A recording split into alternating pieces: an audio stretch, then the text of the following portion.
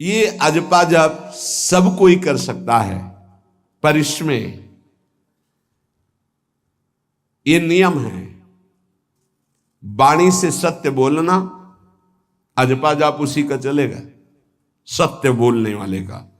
ये जब उतरे हैं भगवत मार्ग में तो झूठ काहे को बोले भाई, काहे को झूठ बोले। लेकिन झूठ का तो ऐसा राज्य हो चुका है जबान पे, मतलब समझी में नहीं आता कि हम झूठ बोल रहे हैं।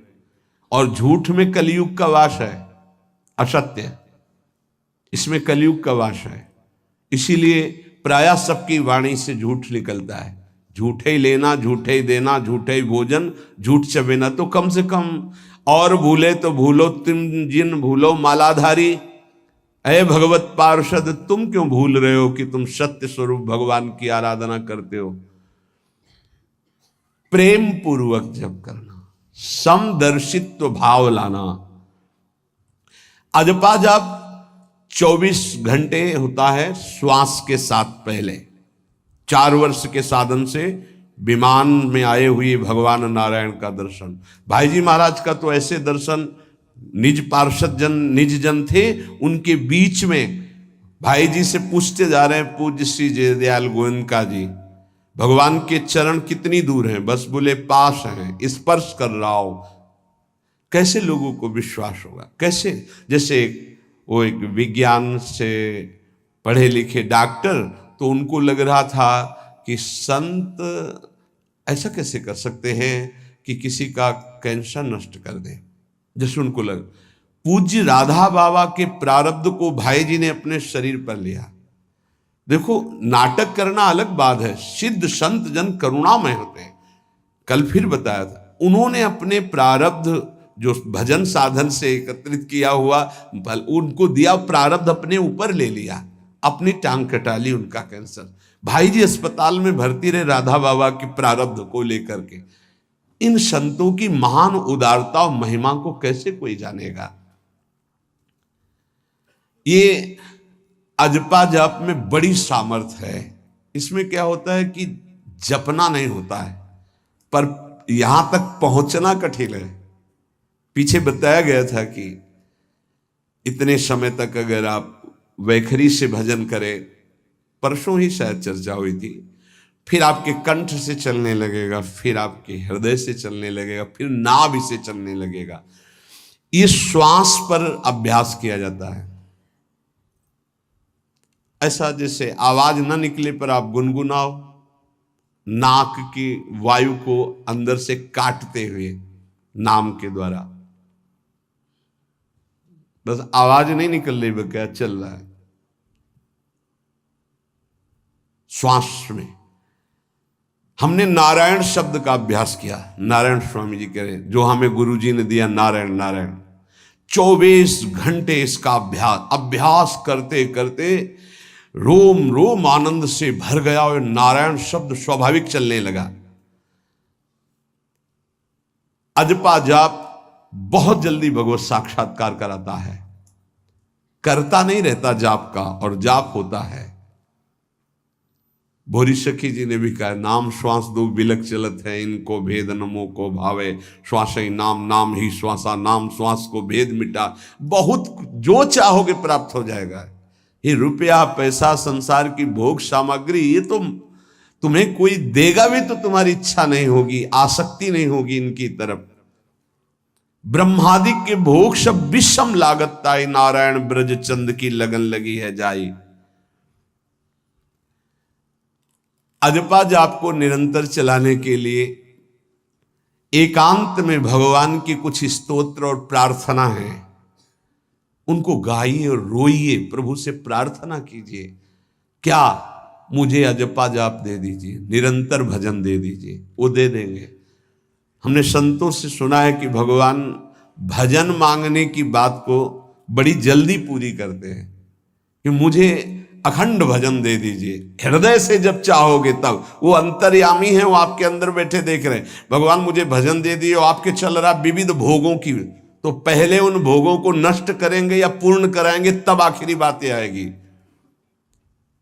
जब विभीषण जी श्री भगवान के सन्मुख गए तो भगवान ने सबसे पहली बात पूर्ण की जो लंका में चलते समय भाव आया था कि भगवान के चरणों का आश्रय लेकर उनके बाहुबल से इस रावण का विनाश करके जिस सिंहासन पर बैठकर इसने लात मारी यहीं बैठूंगा आके। पहला काम किया, समुद्र का जल मंगाकर लंकाधिपति पद पर अभिषिक्त कर दिया। और लंकेश कह के उन्होंने कहा कि प्रभु उर्कछु प्रथम वासना रही, प्रभुपद प्रीति सरित सो वही। प्रभु आपके चरणों के दर्शन से कोई कामना नहीं। तो भगवान कहते नहीं, पहले कामना की थी उसकी पूर्ति ले। हम भगवान से भजन मांगेंगे, साथ में नाना प्रकार की वासनाएं हैं, तो इसीलिए जब बहुकाल करी सत्संगा, सत्संग सुनते सुनते ये दिमाग में बैठ जाता है कि भोग वासनाएं कामनाएं ये हमें फंसाने वाली हैं, हमें नहीं चाहिए। जब आपके अंदर से उदासीनता आएगी तब भजन की मांग पूरी हो जाएगी। कभी कभी भगवान का गुणानुवाद करके एकांत में रोया करे साधक। कभी रोना आता है अपने इंद्रिय और मन के विलास की पूर्ति ना होने पर। इतने मोटे मोटे आंसू गिरते, तब लगता है कितने कीमती आंसू कितने घटिया जगह में गिरा रहे हो। अरे इन्हीं से प्रभु को खरीद लेते हैं। अगर उनके लिए रो देते तो इतने करुणामय हैं वो कि आपको आभास होने लगता। भले हम अंतःकरण उस कोटि की व्याकुलता नहीं कि मेरे प्रभु हम पर कितनी कृपा कर रहे हो, अगर हृदय से उनको पुकारे तो निश्चित वो अनुभव में आ जाते हैं। छोटी छोटी बातों में लोग रो देते हैं, ऐसे रो देते हैं, मोटे मोटे आंसू चल रहे बात में ऐसे, और प्रभु की चर्चा हो जाए घंटों कोई फर्क नहीं पड़ेगा। ये तो आश्चर्य लगता है। और भक्तों को चाहे जितना भीषण कष्ट हो कभी आंसू नहीं निकल सकते। जब आंसू निकलेंगे तो भगवत भाव में निकलेंगे। कह रहे नारायण स्वामी कि अजपा जाप के लिए भगवान से प्रार्थना करो। कभी कभी एकांत में उनके स्तोत्र हैं, गुण हैं, उनको गा गा कर रो, उनसे प्रार्थना करो, हे दीन बंधु मुझे अपना अखंड भजन दे दो। जो चाहिए सब प्राप्त हो जाएगा। भजन से क्या नहीं प्राप्त हो सकता। एकांत में बैठकर रोने से, ऐसे प्रतिदिन जब आप नियम बना करके प्रभु से प्रार्थना करेंगे। मीराबाई जी ऐसा ही करती थी, रात्रि में गिरधर से बात करती थी, प्रार्थना करती थी। नारायण स्वामी जी कह रहे उपासक ये बिल्कुल ध्यान रखे, यदि नाम सिद्ध करना है तो झूठ बोलना शपथ पूर्वक त्याग दे। झूठ नहीं बोलूंगा, सत्य बोलना इस अजपा जाप के लिए निहायत जरूरी है, निहायत जरूरी है। प्रार्थना है, काहे को मलिन करे जिह्वा। जब हम भगवत मार्ग में चल रहे तो ये याद भूल जाती है हमें कि हमें सत्य ही भाषण करना है, असत्य नहीं बोलना। ये हमें भूल जाते हैं। क्यों भूल जाते हैं? क्योंकि माया का ऐसा प्रभाव। अगर हम भजन के प्रेमी हैं, भजन बढ़ाना चाहते हैं, तो हम झूठ क्यों बोले? सारे जगत में जो भी तुम्हारे सामने आवे दृष्टि से उसको जरूर देखकर एक बार प्रणाम करो। मेरे प्रभु इस जीव जंतु के रूप में, जड़ के रूप में, चैतन्य के रूप में। इससे तुम्हारे हृदय में पवित्रता बढ़ेगी, अजपा जाप चलने में सहायक होगा। सत्य बोलना, भगवान से एकांत में रोकर प्रार्थना करना, सबके प्रति भगवत भाव रखकर प्रणाम करना, जिससे तुम्हारा कहीं दोष दर्शन नहीं होगा। किसी के मन को दुखाने वाली कभी बात न कहे, किसी को दुर्वचन न कहे, किसी का वैर भाव अपने हृदय में स्वीकार न करे। ये साधन मैंने स्वयं किया है नारायण की कृपा से। इस दास को वेदांत का भी पूरा ज्ञान है और भक्ति मार्ग का भी। दोनों का आखिरी भाव समदर्शिता है, चाहे भक्ति से चाहे ज्ञान से। सब में ब्रह्म देखना, सब में वासुदेव देखना, सब में इष्ट देखना। भक्ति विषय में भजन और ज्ञान विषय में नारायण, ये दोनों बात भक्त में होनी चाहिए। भक्ति का प्रथम और अंतिम विश्राम भजन, हर समय भजन चलना, और आंतरिक ज्ञान का विषय सब में हमारे इष्ट देव। ये दो बातें जरूर होनी चाहिए। परिपक्व भजनानंदी होने के लिए।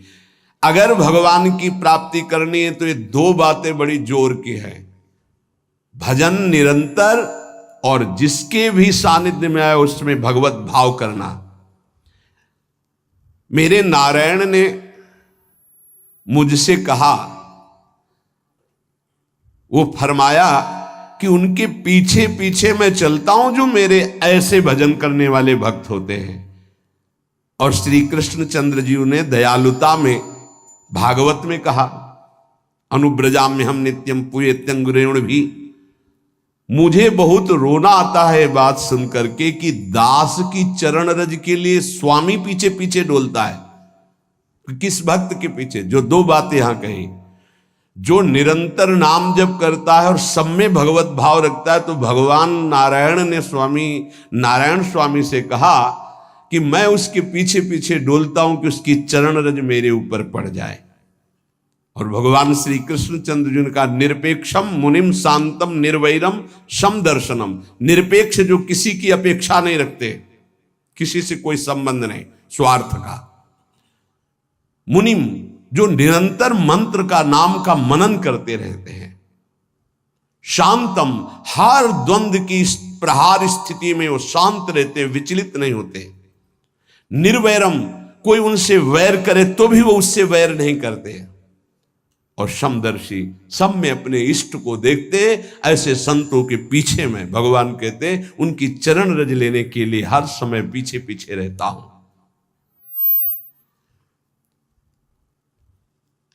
अहिंसा परमो धर्मा शास्त्रों में वर्णन किया गया है, इसलिए किसी भी जीव को कष्ट नहीं पहुंचाना है। गर्दन झुका करके रास्ते में चलना सीखो कि नीचे कोई जीव तो नहीं दब रहा हमारे पैर से। शरीर को सावधानी पूर्वक, किसी को दुख ना पहुंच जाए मेरे शरीर से। वाणी को संभाल कर, किसी के हृदय में बाग बाण ना लग जाए, वाणी का बाण ना लग जाए। बाहर का प्रहार तो सहा जाता है, लेकिन जब हृदय में शब्द चुभता है वचनों का, ये बाण खरकता रहता है। किसी भी जीव को कभी मारना नहीं, वो तुम्हें नुकसान नहीं पहुंचाएगा।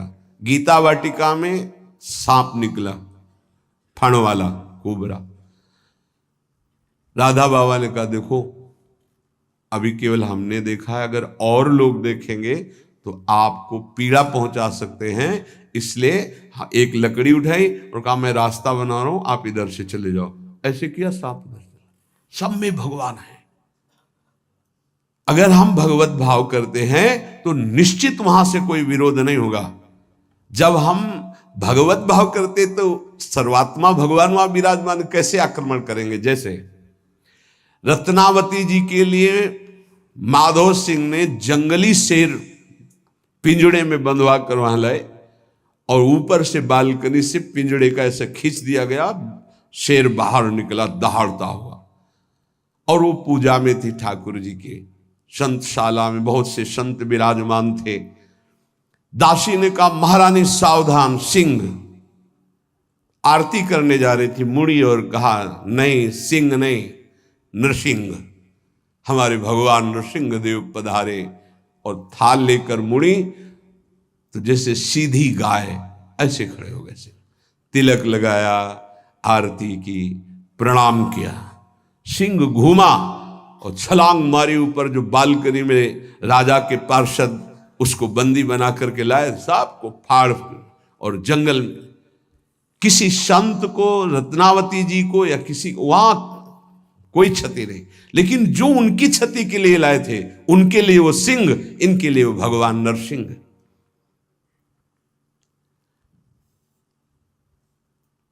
यथा योग्य दूसरे की सहायता करना, ये अपने भजन को बढ़ाने के लिए अत्यंत आवश्यक है। नारायण स्वामी जी कहते हैं,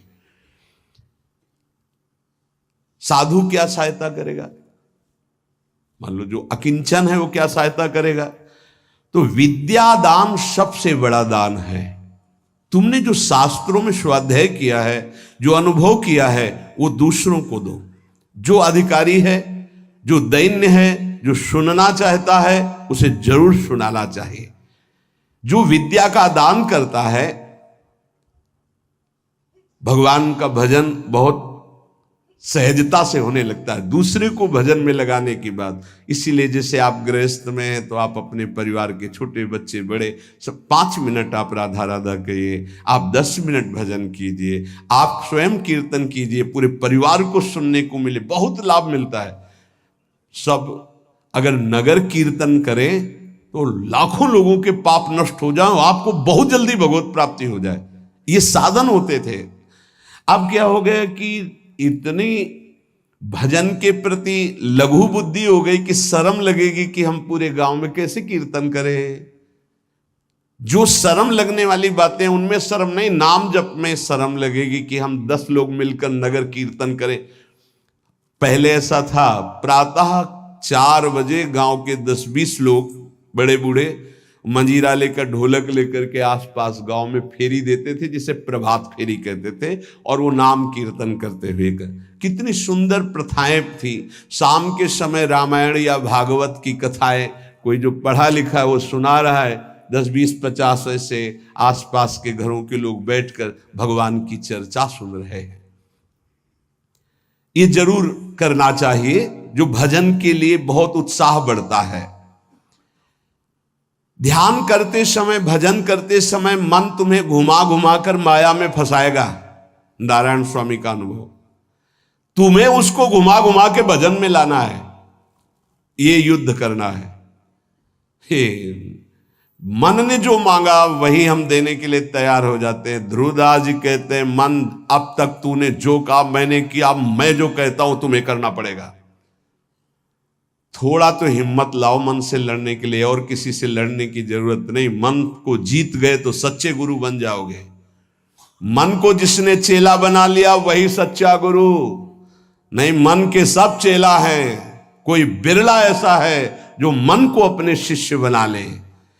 बहुत ध्यान दीजिए, लाखों बार प्रश्न आते हैं ये।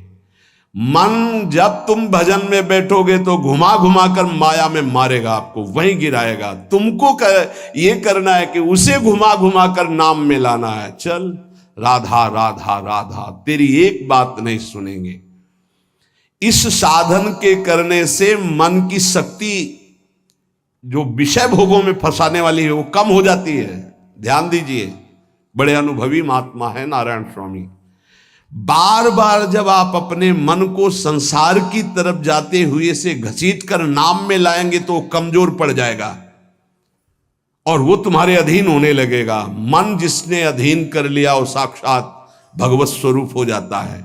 मन मारिया तन बस में की ना, हुआ भरम सब दूर। बाहर से कछ दिखत नाही, अंदर चमके नूर। आपो त्याग जगत में बैठे नहीं किसी से काम, उनमें तू कछु अंतर नाही, संत कहो चाहे राम। वो भगवान का स्वरूप हो जाते हैं। मन की प्रत्येक स्फुरणा पर ध्यान रहे, वो तुम्हें संसार की तरफ घुमा घुमा कर मारेगा, तुम्हें घुमा के नाम में लाना है। ये साधन तुम्हें अजपा जाप में स्थित करेगा। मन रूपी दर्पण को साफ करना है। जो जो वासना आवे उस वासना को नहीं भोगना है। इससे मन रूपी दर्पण साफ हो जाएगा। जैसे जैसे तुम वासनाओं को भोगते हो वैसे वैसे मन के ऊपर परत चढ़ती चली जाती है मल की, और जैसे जैसे तुम वासनाओं को नहीं भोगते हो तो मन निर्वासनिक होता जाता है। भोगने से सुख नहीं मिलेगा, ना भोगने से सुख मिलेगा। भोगने से शांति नहीं मिलेगी, ना भोगने से शांति मिलेगी। त्यागात शांति अंतरम। अब बहुत बुरा बैठ गया है ये हमारे हृदय में कि हमारे मन में जो आए वो भोग मिल जाए, हम सुखी। बड़ी कृपा। बोले जब से भजन शुरू किया बड़ा चमत्कार, जो चाहते हो जाता है। दुर्भाग्य, ये कोई सौभाग्य है? जो मन चाहे वो पूर्ण हो जाए सौभाग्य नहीं है। फिर वो तुमको अधीन करके जो तुम नहीं चाहोगे वो भी करवा लेगा। सौभाग्य है कि मन जो चाहता है वो हम नहीं करते। जो शास्त्र में लिखा है गुरु आज्ञा, वही मन की बात मानते हैं। अभ्यास करते करते वासनाएं कम होने लगती, फिर वासनाएं नष्ट हो जाती, फिर स्फुरणा ही नहीं होती, अजपा जाप प्रारंभ हो जाता है। विक्षेप यही वासनाएं पहुंचा रही भजन में। भजन से जो महासुख मिलता है तुम्हें कैसे बताऊं, नारायण स्वामी कह रहे हैं। मन को वश में करने पर जो सुख मिलता है वो ब्रह्मा को भी सुख नहीं है। अब आप सोच लीजिए, मन के अधीन होने पर दुर्गति तो सब देख रहे हैं, लेकिन मन को वश में करने पर जो सुख है वो परमेष्ठी पद ब्रह्मा में भी नहीं है। इसीलिए भक्त कहता है न पारमेष्ठ्यम न महेंद्र धिष्णम, नहीं चाहिए देवराज इंद्र का पद या ब्रह्मा का पद, ऐसा सुख स्वयं मिल गया क्योंकि मन अधीन हो गया। इसलिए इस दास ने स्वामी नारायण की कृपा से इस मन को अधीन किया। नेत्रों से जलधारा बहने लगी और हर समय नारायण की छवि नेत्रों में बस गई और जिह्वा ने प्रबल रूप धारण कर लिया, नारायण नारायण नारायण नारायण। अभी जिह्वा प्रबल रूप, समोसा चटनी ये वो कैसे नाम मीठा लगे, राधा नाम सुधा रसम, पानी आया मुंह में? नहीं। राधा नाम सुधा रसम, पानी आया मुंह में? नहीं आया। वो अभी गरम गरम समोसा चटनी ये या अमुक चीज या अमुक, मुंह में पानी आ जाएगा, क्योंकि हमारी जिह्वा का स्वाद बिगड़ गया। बोले हमारी जिह्वा प्रबल हो गई, किस बात में? रुकी नहीं रही, राधा राधा राधा राधा, जैसे राधा बाबा की। नारायण स्वामी जी कह रहे नारायण नारायण नारायण। हमने इसको कैसे वश में किया? बाजार में जाता, मिठाई की दुकान के सामने खड़े होता, जो सब चीज दिखाता, और फिर कहता नारायण नारायण नारायण, कुछ नहीं मिलेगा, चलो।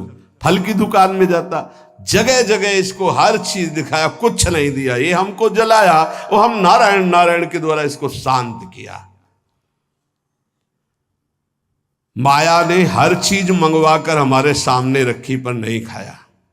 ध्यान दीजिए, महापुरुष अपने इसको लिखने के पहले उन्होंने लिखा है कि मैं कोई लेखक नहीं हूं, मैं उन साधकों के लिए जो भगवत साक्षात्कार करना चाहते हैं उनके लिए रात्रि में अपने प्रिय नारायण का भजन रोक करके कुछ बातें लिख रहा हूं। अगर इनको स्वीकार करोगे तो आपका भी अजपा जाप चलने लगेगा, आप भी भगवत साक्षात्कार कर लेंगे।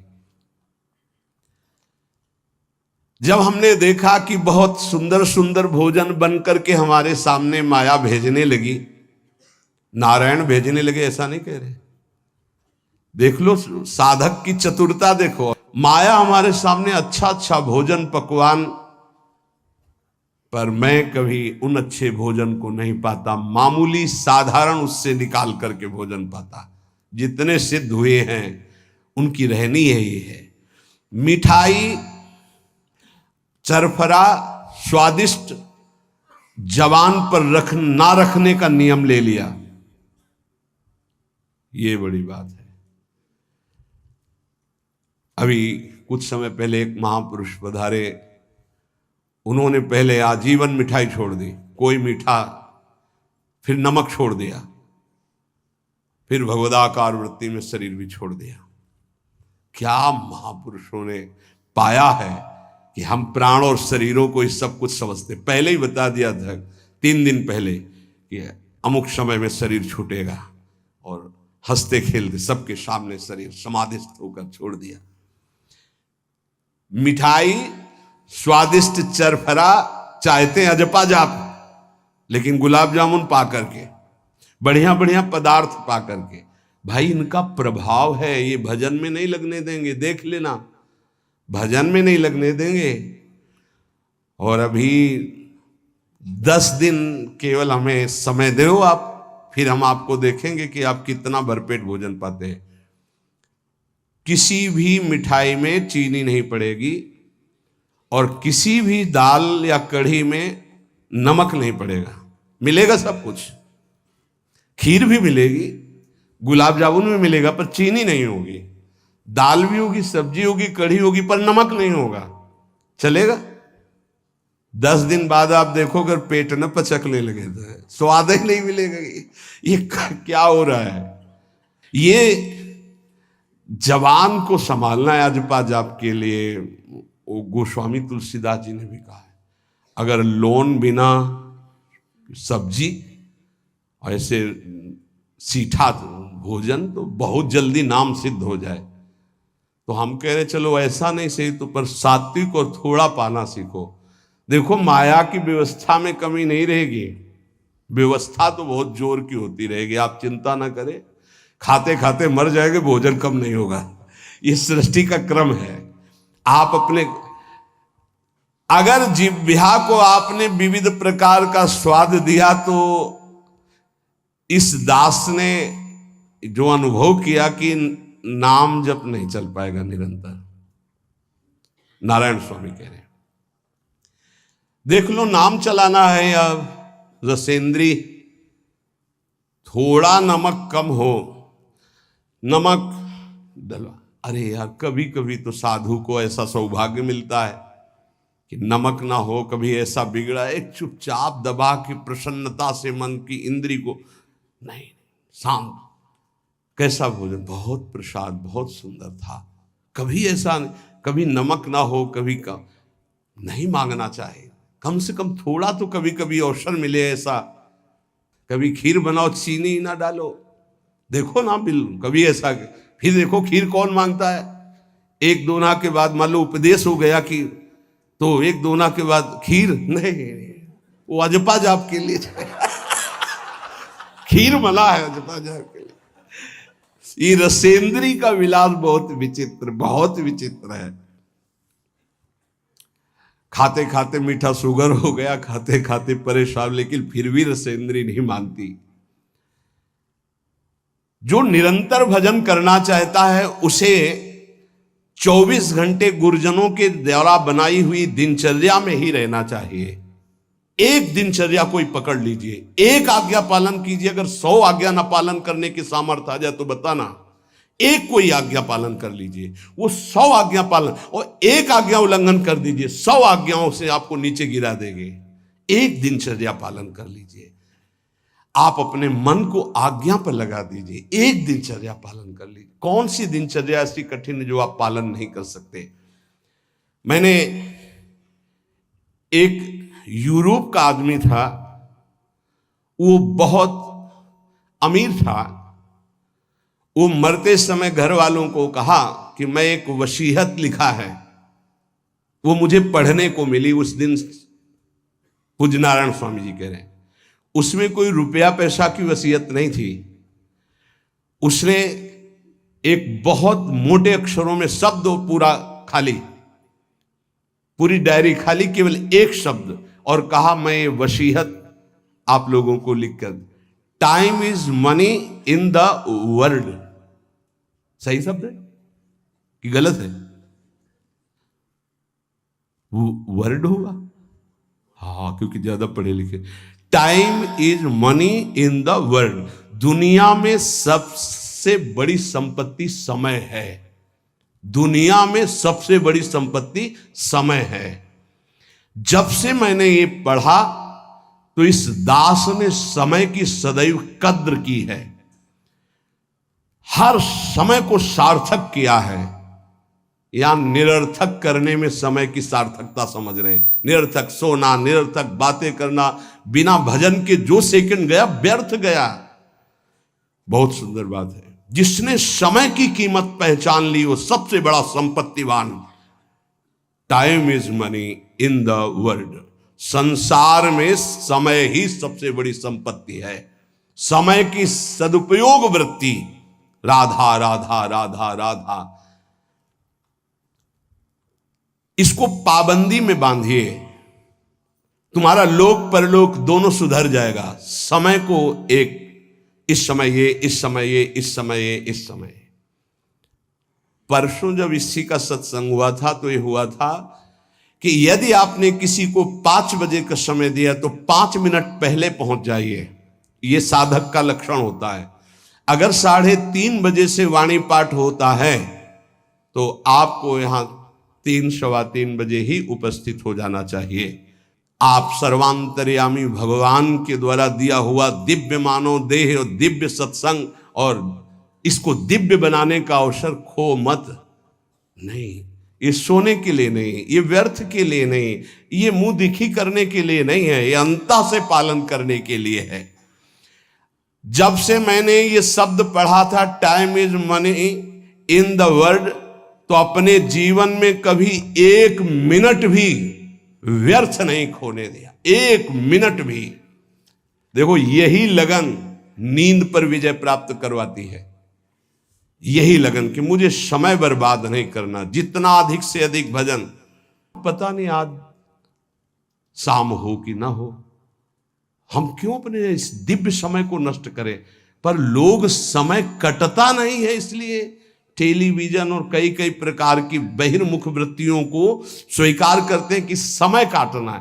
बोले समय नहीं कटता। और सही पूछो तो भगवान से मनाया जाता है कि नींद ना आवे, कभी ये रात्रि ना हो, इसके लिए कि मैं रात्रि हो गई तो 10 घंटे 8 घंटे सो रहा हूं। नहीं, रात दिन भजन, जाना है यहां से। पता नहीं आप लोगों के दिमाग में है कि नहीं है, हर समय बात है कि जाना है। कोई भी मिनट आखिरी हो सकता है, बिल्कुल चलो, जाना है। फिर किस बात के लिए उदास हो जाना, निराश हो जाना, क्योंकि ये पक्का पता मुझे जाना है। कहां जाना है? लाडली जी के पास जाना है, जिनके लिए तरस रहे हैं उनके पास जाना है। तो उसमें कोई भय है क्या कि जाना? जिनके लिए हम तरस रहे, तड़प रहे, उनके पास जाना है। जहां अनंत जन्मों से बिछुड़े वहां जाना है। कोई आश्चर्य की बात है, कोई दुख की बात है, कोई घटना की बात है? वल्लभ श्री हरिवंश, जय जय श्री हित हरिवंश।